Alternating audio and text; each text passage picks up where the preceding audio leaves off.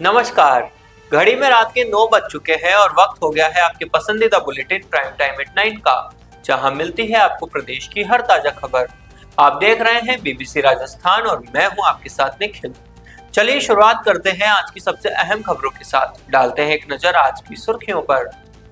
गुजरात में पंचायत चुनाव को लेकर प्रत्याशी घोषित, भाजपा ने अपने उम्मीदवारों की सूची जारी की। टिकट नहीं मिलने से नाराज भाजपा नेता ने दिया इस्तीफा। गुजरात के पंचायत चुनाव में पार्टी को लगा झटका। उत्कृष्ट प्रदर्शन कर एमबीबीएस बने छात्र का समाज ने किया सम्मान। दाहोद जिले के फतेहपुरा तहसील के हैं डॉक्टर चिराग। पंचायत चुनाव को लेकर भाजपा ने 18 उम्मीदवार घोषित किए। पार्टियों की सक्रियता से त्रिकोणीय मुकाबले के हैं आसार। धौलपुर जिले के आई गांव में 10 दिनों से टूटे हैं बिजली पोल, ट्रांसफार्मर भी हुआ खराब, परेशान ग्रामीणों ने किया प्रदर्शन। पंचायत चुनाव से पहले दाहोद में भाजपा को बड़ा झटका, पूर्व उप सरपंच विकेश कटारा कांग्रेस में शामिल। भावना कुंवर संदिग्ध मौत मामले ने तूल पकड़ा। उदयपुर में 13 माह पूर्व हुई थी विवाहिता की मौत। बिच्छू घाटी मर्डर केस में 2 आरोपी गिरफ्तार। उदयपुर की घंटाघर थाना पुलिस ने किया खुलासा। दाहोद अलीराजपुर नेशनल हाईवे पर हुआ बड़ा हादसा। गरवाड़ा में पटियाजोल पर ट्रक पलटा, चालक घायल। चुनाव से पहले दाहोद में बीजेपी को एक और झटका। पूर्व चेयरमैन समर्थकों के साथ कांग्रेस में हुए शामिल। राजसमंद में भाजपा ने अपना स्थापना दिवस मनाया। महाराणा राज सिंह के गौरवशाली इतिहास को याद किया। विश्व शांति के लिए देव यात्रा पर निकले शैलेंद्र नाथ। नाथद्वारा के श्रीनाथ जी में किए दर्शन, आशीर्वाद लिया। घरेलू बिजली उपभोक्ताओं के लिए राहत भरी खबर। पीएम सूर्य घर योजना में हाइब्रिड मॉडल को मंजूरी। महाराणा प्रताप पर पहली स्कूल किताब का लोकार्पण। जयपुर में आयोजित समारोह में उप मुख्यमंत्री ने समर्पित की किताब। तो ये थी आज की बड़ी सुर्खियां। बढ़ते हैं खबरों की पूरी रिपोर्ट की ओर विस्तार से। गुजरात में आगामी तहसील पंचायत चुनाव को देखते हुए भारतीय जनता पार्टी ने उम्मीदवारों की घोषणा कर दी है। इस बार भाजपा ने फतेहपुरा सीट पर परंपरागत राजनीति से ऊपर उठकर सामाजिक समीकरणों और शिक्षा को विशेष महत्व दिया। फतेहपुरा सीट से डॉक्टर अश्विन कुमार पारगी को अपना उम्मीदवार बनाया। डॉक्टर पारगी की चयन से स्थानीय युवा वर्ग में भारी उत्साह देखा जा रहा है। पार्टी ने तहसील की विभिन्न सीटों पर उम्मीदवारों का चयन करते समय सामाजिक समीकरणों का विशेष ध्यान रखा है। प्रत्येक समाज के प्रतिनिधियों को उचित स्थान देकर सबका साथ सबका विकास के मंत्र को सार्थक करने का प्रयास किया है। उम्मीदवारों की घोषणा होते ही कार्यकर्ताओं में नया जोश देखा जा रहा है। दाहोद में भारतीय जनता पार्टी के दिग्गज और सक्रिय नेता लखन राजगोर ने पार्टी के सभी पदों और प्राथमिक सदस्यता से अचानक इस्तीफा दे दिया। इस निर्णय से राजनीतिक हलकों में खलबली मच गई। पिछले 10 वर्षों से भारतीय जनता पार्टी में सक्रिय रहकर पार्टी को मजबूत बनाने में लखन राजगोर ने महत्वपूर्ण भूमिका निभाई थी। उन्होंने कहा कि पार्टी में उन्हें जो सम्मान मिला उसके लिए वे आभारी हैं, लेकिन वर्तमान परिस्थितियों में वे पार्टी से मुक्त हो रहे हैं। दाहोद नगर पालिका के पूर्व चेयरमैन लखन राजगोर ने टिकट नहीं मिलने से नाराज होकर यह कदम उठाया है। राजगोर ने जिला भाजपा अध्यक्ष को लिखित पत्र भेजकर अपनी सभी जिम्मेदारियों से मुक्त होने की घोषणा की है। चुनाव के समय भाजपा के महत्वपूर्ण नेता के इस फैसले से राजनीतिक समीकरण बदलने की संभावना है। कार्यकर्ताओं में इस मुद्दे पर भारी चर्चा है। चुनाव से पहले पार्टी में हुआ यह बवाल भाजपा के लिए चिंता का विषय बन सकता है। लखन राजगोर अब किस दिशा में जाएंगे, इस पर सबकी नजरें टिकी है। राजगोर ने अपने इस्तीफे के पीछे कोई विशिष्ट कारण नहीं बताया है, जिससे कई तरह के तर्क वितर्क हो रहे हैं। दाहोद जिले में फतेहपुरा निवासी डॉक्टर चिराग कलाल ने सुरेंद्र नगर की सीयू शाह मेडिकल कॉलेज और एसआरएस हॉस्पिटल से एमबीबीएस की डिग्री प्राप्त की है। उन्होंने वर्ष 2020 से 26 की बैच में उत्कृष्ट प्रदर्शन किया, जिस पर समाज ने उनका सम्मान किया। डॉक्टर चिराग कलाल दाहोद जिले के फतेहपुरा तालुका के रहने वाले हैं। उनके पिता विपिन कलाल और माता उषा बहन भी बेटे की उपलब्धि को लेकर काफी खुश हैं। एक सामान्य परिवार से आने वाले डॉक्टर चिराग ने कठिन परिश्रम और दृढ़ संकल्प से डॉक्टर बनने का अपना सपना साकार किया। उनकी इस सफलता से कलाल परिवार और समग्र समाज में हर्ष और गर्व व्याप्त है। डॉक्टर चिराग की उस उपलब्धि से अन्य विद्यार्थियों को भी प्रेरणा मिलेगी और वे भी अपने सपनों को साकार करने के लिए प्रेरित होंगे।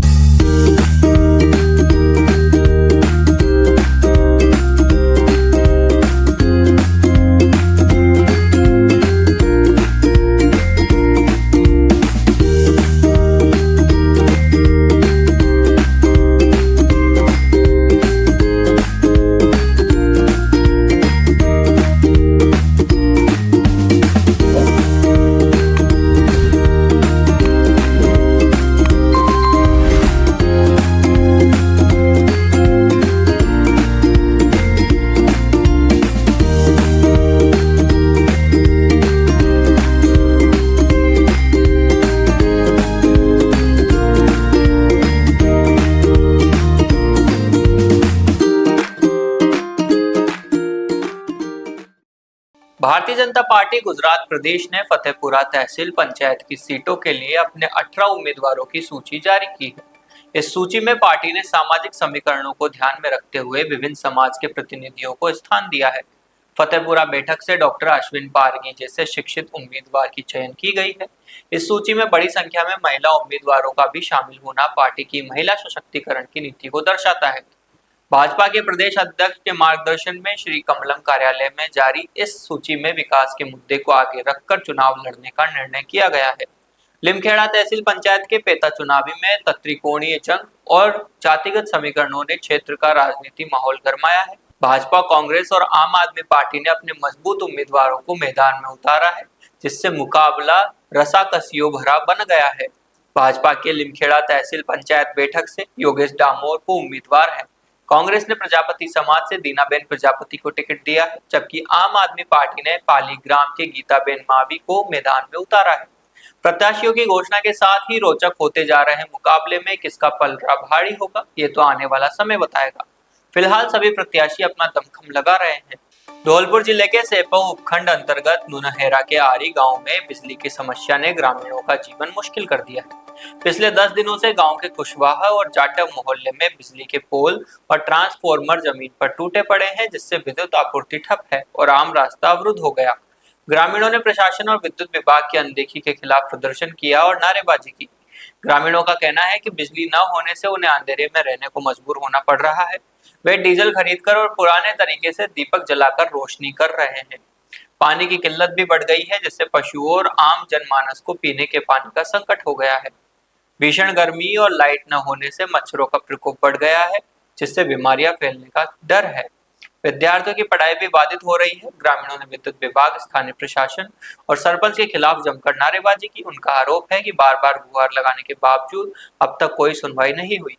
ग्रामीणों ने चेतावनी दी है कि यदि जल्द ही बिजली व्यवस्था सुचारू नहीं की गई और टूटे पोल नहीं हटाए गए तो वे बड़े आंदोलन के लिए मजबूर होंगे। गुजरात के निकटवर्ती दाहोद जिले के फतेहपुरा में स्थानीय स्वराज्य की चुनावों से पहले राजनीति में गर्माहट आ गई है। फतेहपुरा तहसील के मोटीरेल पूर्व के राजनीतिक समीकरणों में बड़ा उलटफेर देखा गया। भाजपा के वरिष्ठ कार्यकर्ता और मोटीरेल पूर्व के पूर्व उप सरपंच विकेश कटारा ने भाजपा का साथ छोड़कर कांग्रेस का हाथ पकड़ लिया है। विकेश कटारा अकेले नहीं, बल्कि उनके 100 से 150 चुने हुए समर्थकों के साथ कांग्रेस में शामिल हुए हैं। इतनी बड़ी संख्या में कार्यकर्ताओं का पार्टी बदलना आगामी समय में भाजपा के लिए चिंता का विषय बन सकता है। कांग्रेस के स्थानीय नेताओं ने उनका स्वागत किया और पार्टी को मजबूती मिलेगी ऐसा आश्वासन व्यक्त किया। राजनीतिक सूत्रों के अनुसार विकेश कटारा भाजपा से तहसील पंचायत की टिकट की अपेक्षा रख रहे थे, लेकिन पार्टी ने उन्हें टिकट नहीं दिया, जिससे वे लंबे समय से नाराज चल रहे थे। यह आंतरिक नाराजगी आखिरकार पक्ष बदलने में परिणत हुई है। उदयपुर में 13 माह पूर्व विवाहिता भावना कुंवर की संदिग्ध मौत के मामले ने तूल पकड़ लिया है।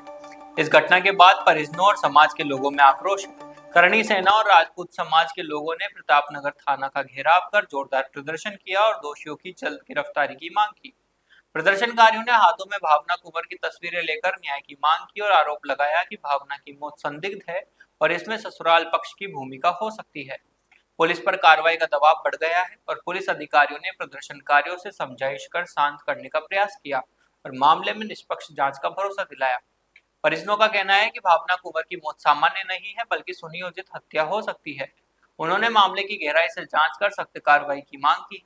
इस घटना ने एक बार फिर विवाहिता महिलाओं की सुरक्षा और संदिग्ध मौतों के मामलों में जांच प्रक्रिया को लेकर सवाल खड़े कर दिए हैं। उदयपुर पुलिस ने बिच्छू घाटी में हुई युवक की हत्या के मामले में 2 अभियुक्तों को गिरफ्तार किया है। पुलिस अधीक्षक डॉक्टर अमृता दुहर ने बताया कि दिनांक 7 अप्रैल 2026 की रात्रि को घंटाघर थाना क्षेत्र के बिच्छू घाटी में आपसी रंजिश को लेकर साहिल नामक युवक की हत्या के मामले में गौरव उर्फ बिट्टू और मोहम्मद सुहान उर्फ डायर को गिरफ्तार किया गया।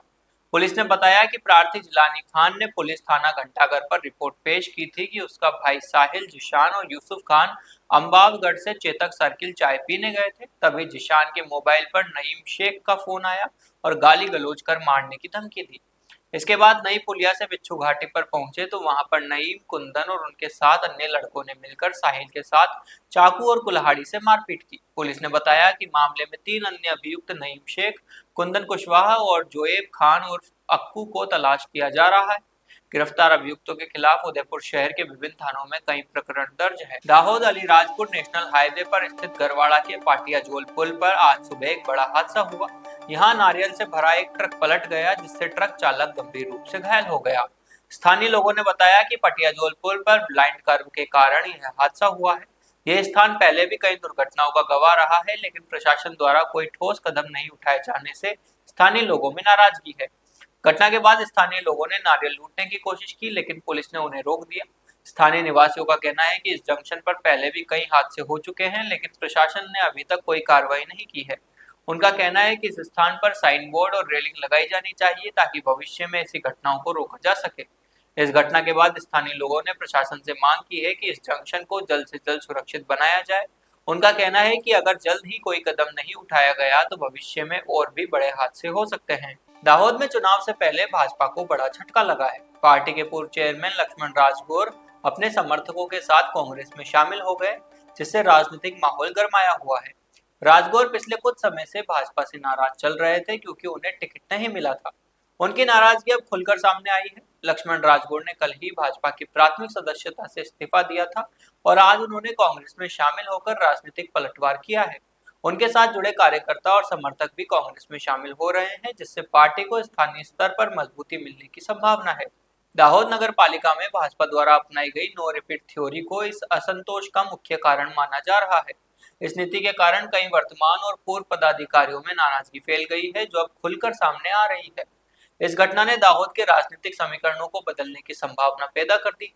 अब देखना यह होगा कि आने वाले चुनाव में ये बदलाव कैसे प्रभाव डालते हैं और मतदाता किस दिशा में अपना वोट देते हैं। राजस्थान में भाजपा ने स्थापना दिवस के अवसर पर एक कार्यक्रम आयोजित किया। इस कार्यक्रम में भाजपा जिला अध्यक्ष जगदीश पालीवाल ने कहा कि राजसमंद की स्थापना केवल एक ऐतिहासिक घटना नहीं है, बल्कि मेवाड़ की गौरवशाली परंपरा, संस्कृति और जनसेवा की भावना का प्रतीक है। महाराणा राज सिंह का शासनकाल लोक कल्याण, धर्म रक्षा और जनहित के लिए समर्पित रहा, जो आज भी हम सभी के लिए प्रेरणा स्रोत है। पालीवाल ने कार्यकर्ताओं और आमजन से आह्वान किया कि वे अपने जिले के गौरवशाली इतिहास को स्मरण रखते हुए उसके विकास और समृद्धि में सक्रिय भूमिका निभाएंगे।